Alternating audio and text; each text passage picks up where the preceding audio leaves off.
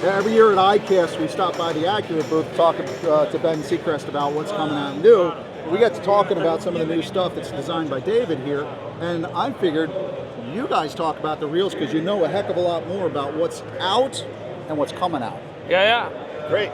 So what we've done is recently we created a 500 narrow plus, and what this is it was always a 50-pound reel as a 500 narrow.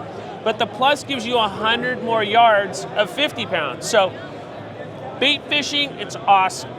So what we did recently, and this isn't going to come out till the end of the year, and Dave's going to go more into that and create in the side of creating it, but he's created a new Valiant. So we call the new Valiant the V2. And the V2 is going to be offered in all the sizes, but what we're trying to do is let people know that with tuna fishing on the West Coast, we're casting jigs, we're casting poppers, we're constantly casting into the wind, downwind, side wind, whatever it is.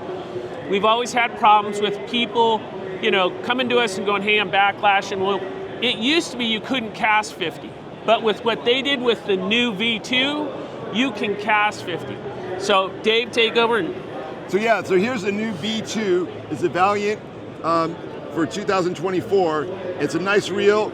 The Valiant we came out in 2016, and it's the first reversion of this reel. Right. Yep. And so it's got we put the strike button on there now, which the earlier Valiant didn't have the strike button. Really nice for cast control and all that stuff is on the other side. And it's got counterweights, and it's centrifugal force. So when you cast out, the weights go out and actually slow the spool down a little bit, just enough to slow down the line coming out, but it'll peel it out really well. So the more you use this thing, the more you cast it, you'll get better and better at casting because the cast control works in your favor. So on round reels like this, it hasn't been something that any manufacturer's really ever done.